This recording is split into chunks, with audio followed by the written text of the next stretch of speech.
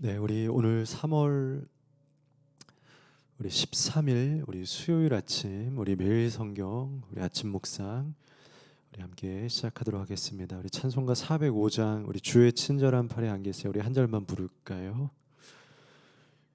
주의 친절한 팔에 안기세 우리 마음이 평안하리니 항상 기쁘고 복이 되겠네 영원하신 팔에 안기세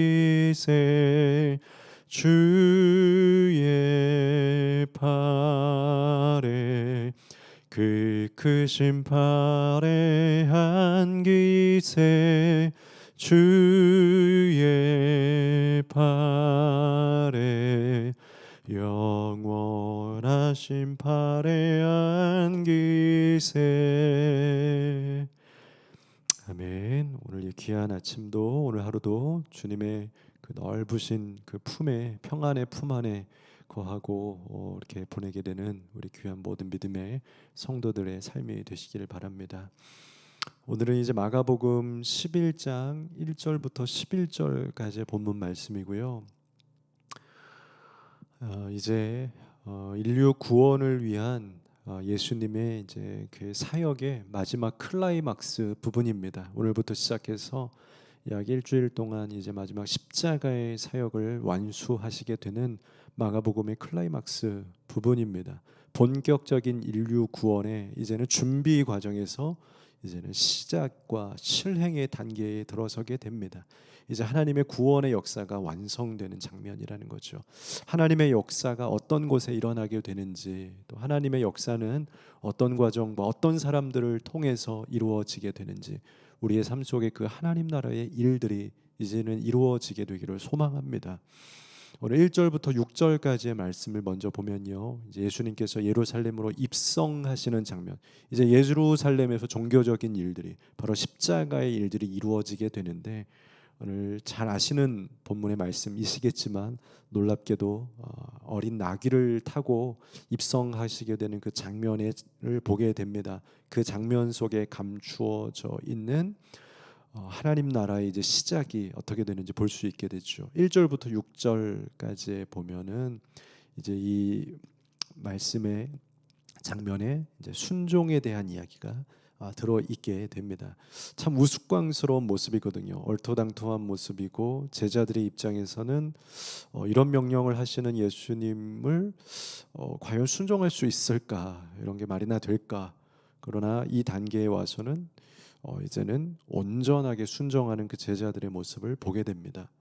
그들이 예루살렘에 가까이 와서 감난산 벳바게와 베다니에 이르렀을 때 예수께서 제자 등 둘을 보내시며 이르시되 너희는 맞은편 마을로 가라.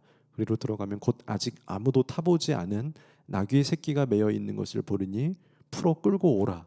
만일 누가 너희에게 왜 이렇게 하느냐 묻거든. 지금 읽었던 왜 이렇게 하느냐라고 하는 장면은 우리가 글로서 편안하지만 사실은 왜 도둑질을 하냐, 왜 남의 것을 가져가냐, 굉장히 공격적이고 거칠 수 있는 장면입니다. 남의 걸 가져오라는 말이겠죠. 근데 그때 주님께서 이렇게 뭐라고 합니까? 묻거든 주가 쓰시겠다 하라. 그리하면 즉시 이리로 보내리라 하시니, 제자들이 가서 본즉 나귀 새끼가 문 앞 거리에 매여 있는지라. 그것을 풀 수 있을까요, 여러분? 우리가 주님의 말씀으로 이렇게 행하라고 했을 때 그것을 행할 수 있는 믿음이 제자들에게 있었는가? 오늘 있었다라는 거죠. 4절 말씀에서처럼 매어 있는지라. 그리고 그것을 제자들이 풀어주기 시작했다라는 거죠. 거기 서 있는 사람 중 어떤 이들이 이르되 나귀 새끼를 풀어 무엇하려고 하냐 하매 제자들이 예수께서 이르신 대로 말한데 이에 허락하는지라. 이것은 주님이 쓰실 것입니다.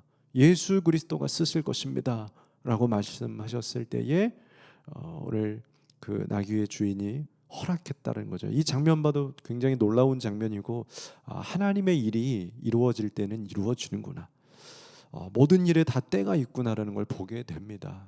안 될 때는 안 될 때가 있고요. 될 때는 될 때가 있습니다. 그래서 우리는 항상 그 때와 시기를 기다려야 합니다.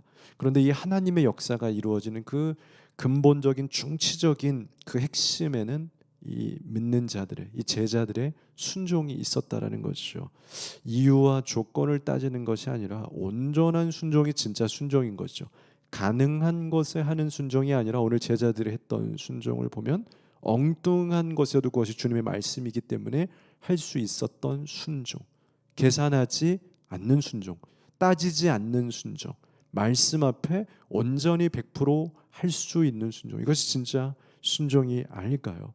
앞서서 경험했던 이 기적의 주인공들, 지금 오늘 이 마가복음을 계속 11장까지 묵상하면서 앞에서 많이 보았던 그 마을들 속에서의 기적의 주인공들이 있죠. 병고침 당한 자들, 고침 받은 자들이 있었죠.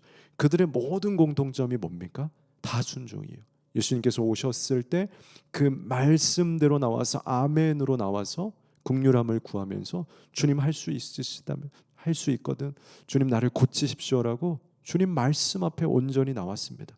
그냥 그것이 우리의 삶 속에 진짜 하나님의 나라가 이루어지게 되는 그 역사의 시작점이라는 거죠. 계산하지 않는 거죠. 저 말씀대로 할 때 될까? 안 될까? 가능한가? 이 정도가 현실적인가? 이런 계산이 아니라 주님의 말씀이기에 주님 제가 다녀오겠습니다. 제가 그렇게 실행하겠습니다. 신앙은 생각이 아니라 계산이 아니라 바로 믿음입니다. 믿음으로 살아가는 오늘 이 아침이 되었으면 좋겠습니다. 7절에서 8절 말씀에 보면 예수님께서 드디어 입성하시는 모습이 담겨 있는데요. 7절 8절에 나귀 새끼를 예수께로 끌고 와서 자기들의 겉옷을 그 위에 얹어 놓음에 예수께서 타시니 많은 사람들은 자기들의 겉옷을, 또 다른 이들은 들에서 벤 나뭇가지를 길에 펴며라고 되어 있습니다. 예수님께서 입성하시는데 조금은 우스꽝스러운 모습이죠. 어린 나귀 새끼를 탔습니다. 조그만 나귀를 타고 왕처럼 군림하는 모습이 아니라 너무 작고 연약한 모습으로. 그런데요, 보는 사람들은 다 봅니다. 그가 낮은 모습으로 겸손한 모습으로 오고 있지만 진짜 왕은요, 내가 왕이다라고 표방하고 표출하고 표현해서 왕 같은 옷을 입는 것이 진짜 왕이 아닙니다. 아무리 왕이라는 이름을 붙여 놓아도요, 그 안에 진짜 왕의 성품과 왕의 인격이 있지 않고는 주변 사람들도 그것을 왕으로 인정할 수가 없는 거예요. 그러나 아무리 낮고 어린 나귀를 타고 작은 모습으로 있어도 진정한 왕의 높임, 왕의 섬김, 왕의 인격, 왕의 그러한 겸손과 진정한 능력을 가지고 있더라면 그곳 가운데서 왕의 높임이 일어나는 거죠. 예수님께서 그냥 우스꽝스러운 모습으로 나귀를 타시고, 그러나 사람들에게 옷으로 덮어놓고 멋있는 그런 비단도 아니라 자기들의 옷을 깔아서 그냥 그분이 오시는 모습 속에 있었지만 그가 겸손하여서 진정으로 세상 왕이 아니라 하늘의 왕으로서 성도들을 섬기고 사랑하고 고쳐주고 안아주었던 그 모습을 알기 때문에 오늘 이 백성들이 그 예수님을 어떻게 합니까? 무서워하거나 두려워하거나 공포에 휩싸이거나 혹은 그 권위 때문에 어쩔 수 없이 그분을 높여주는 장면이 아니라 그분을 향한 온갖 소문과 또 그분을 받았던 그 사랑 때문에, 그럼에도 불구하고 높은 멋진 모습이 아니라 겸손하게 낮은 모습으로 오신 예수님을 보니까 알아서 이 사람들이, 백성들이 그를 높여주고 찬송하고 호산나라고 외치게 되는 장면. 진짜 하나님의 사랑, 진짜 하나님의 나라, 하나님의 땅은 무엇인가? 그건 왕이 왕으로 인정받는 것이 아니라 겸손과 섬김으로 낮은 자리에 갈 때에 그것을 통하여서 그것이 씨앗이 되어서 하나님 나라가 이루어지고 오히려 그것이 왕의 자리에 오게 된다라는 것을 보고 묵상하게 됩니다. 우리 모두가 그런 사람이 되었으면 좋겠습니다. 왕이어서 왕이 아니라 내가 왕이지만 오히려 나귀를 탈 수 있고 겸손할 수 있고 낮아질 수 있고 섬길 수 있고, 진짜 능력은 능력이 있지만 그 능력을 아낄 수 있는 게 능력인 것 같습니다. 그 능력을 막 온통 보여주면서 내 능력을 좀 찬양해라 라고 하는 것이 능력자가 아닌 것 같습니다. 있음에도 불구하고 적절하게 줄일 줄 알고 아낄 줄 알고 필요한 만큼만 사용할 줄 알고 그런 영적 고수가 될 때에 그곳 가운데서 진정한 십자가의 능력이 나타나게 됩니다. 마지막으로 9절에서 11절에 보면 9절에 앞에서 가고 뒤에서 따르는 자들이 소리 지르되 호산나 찬송하리로다 주의 이름으로 오시는 이유 찬송하리로다 오는 우리 조상 다윗의 나라여 가장 높은 곳에서 호산나 하더라. 예수께서 예루살렘에 이르러 성전에 들어가사 모든 것을 둘러보시고 때가 이미 저물매 12제자를 데리시고 베다니에 나가시느니라. 아멘.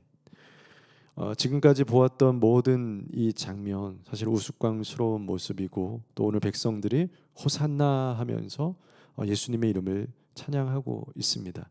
그런데 이 장면 사실은 구약에 예언된 장면이다라는 겁니다. 이미 구약의 선지자들로부터 통하여서 이 땅을 구원하러 올 그 메시아 예수가 바로 호산나 찬송을 받으며 손에 종려 나무 가지를 들고 그 영광을 받으며 올 것이다라는 말씀을 이루기 위해서 예수님께서는 이 장면으로 오셨다라는 거죠. 하나님 나라와 역사는 결국 어디에서 이루어지는 겁니까? 그래서 바로 말씀이 선포되는 곳, 말씀을 지키는 자들, 말씀에 순종하는 자, 말씀대로 사는 자, 결국 그 말씀을 이루기 위하여서 자신의 삶을 내어주고 헌신하며 그 말씀 가운데 나의 삶을 맞춰지기 시작할 때에 그곳 가운데 말씀의 씨가 열매를 맺혀서 진정한 하나님 나라, 구원의 역사, 아름다운 나라가 이루어지게 되는 겁니다. 하나님의 나라는 말씀에서 결국 시작되고 오늘 예수님께서도 그 말씀을 이루고 실천해 내는 것으로 바로 오늘 이 예루살렘의 입성이 시작되는 데에는 큰 의미가 있는 겁니다. 결국 하나님의 구원은 말씀이었다라는 겁니다.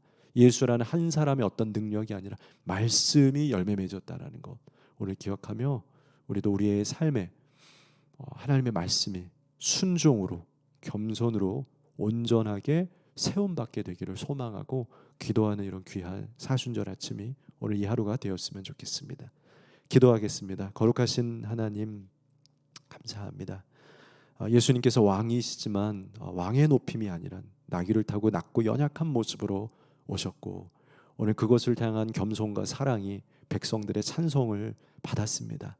하나님 우리의 삶에 왕이 되고 싶은 열망이 있지만 왕의 굴림을 하지 않게 하시고 겸손과 사랑의 실천을 나누는 우리 모두가 되게 하여 주시옵소서. 그때 말씀이 이루어지고 우리의 삶에 진정한 말씀의 능력이 선포되어지는 줄로 믿습니다. 말씀을 이루는, 말씀에 순종하는, 말씀대로 살아가기를 사모하는 우리들의 귀한 하루 되기를 소망합니다. 감사하며 예수님의 이름으로 기도합니다. 아멘.